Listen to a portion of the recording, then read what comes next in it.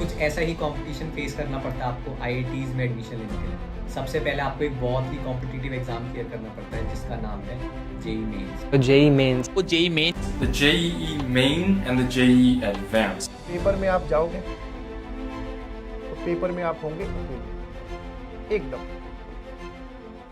जब सवाल 600 क्वेश्चन पे आ जाए ना तो कहीं से भी क्वेश्चन आ सकता है, ये मैं आपको बताना चाह रहा हूँ। इसी एग्जाम के बेसिस पे बिल्कुल क्रीम बच्चों को सिलेक्ट किया जाता है जो कि आगे चलकर बैठते हैं जेई एडवांस में for taking admissions into IIT. आपको पता है एक अच्छी आईआईटी में एडमिशन लेने के लिए कितनी रैंक लानी पड़ती है? 5000। और टोटल एप्लीकेंट्स कितने थे? 14 लाख से ज्यादा। ये वो गिने चुने लोग हैं जिनका इंटेलेक्ट, जिनकी बुद्धि बहुत ही तेज है। इसलिए आपको ये लोग करियर की अलग अलग फील्ड्स में एक बहुत ही ऊंचा मुकाम हासिल करते हुए मिलेंगे। लेकिन एक ऐसी फील्ड भी है जिसमें इनकी पोटेंशियल की चर्चा बहुत ही कम हुई है।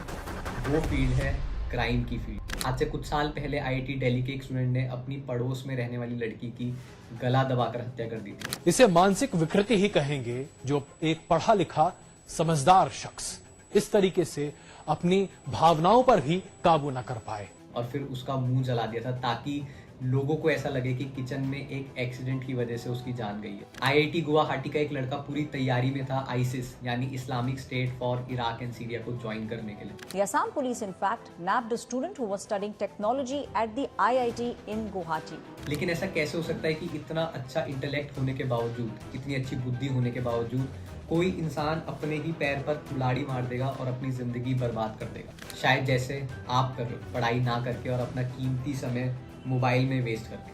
आखिर क्या रोल है माइंड, इंटेलेक्ट और बॉडी का डिसीजन मेकिंग में और कैसे लिए जाते हैं डिसीजंस, जानेंगे इस वीडियो में। हमारा इंटेलेक्ट आर्ग्यूमेंट्स पर काम करता है। ये आर्ग्यूमेंट्स इंटेलेक्ट को आइडियाज की फॉर्म में रिसीव होते हैं।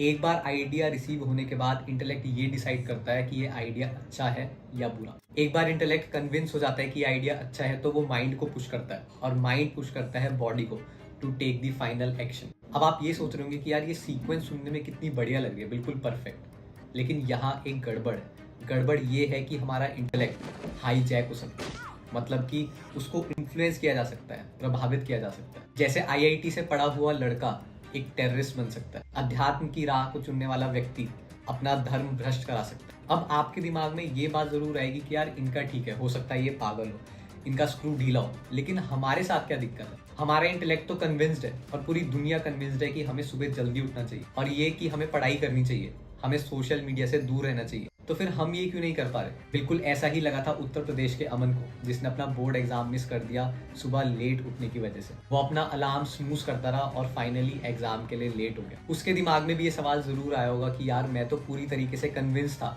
कि सुबह उठना है, लेकिन मैं इतना आलसी कैसे हो गया कि मैं सुबह उठ नहीं पाया। इसका रीजन ये है कि सिर्फ इंटेलेक्ट के राजी होने से कुछ नहीं होगा। इंटेलेक्ट एक डिस्ट्रिक्ट कोर्ट है, इसके ऊपर 2 कोर्ट और हैं, हाई कोर्ट और सुप्रीम कोर्ट। ये दोनों कोर्ट हैं बॉडी माइंड। और मजे की बात पता है क्या है? ये दोनों कोर्ट आर्ग्यूमेंट्स और लॉजिक्स पर नहीं चलते। मतलब ये कि आप अपने इंटेलेक्ट को तो राजी कर सकते हो सुबह उठने के फायदे गिनाकर, लेकिन ये आर्ग्यूमेंट्स आपकी बॉडी और आपके माइंड के ऊपर नहीं चलेंगे। आपका बॉडी माइंड आपके इंटेलेक्ट से कहेगा तू राजी है तो तू जा, सुबह उठ, योगा कर और हम बेड पर पड़े रहेंगे। अब सवाल है कि हम करें तो करें क्या? तो इसके लिए आपको समझना होगा हाथी और महोत को। महोत वो जो कि हाथी के ऊपर बैठकर उसको चलाता है।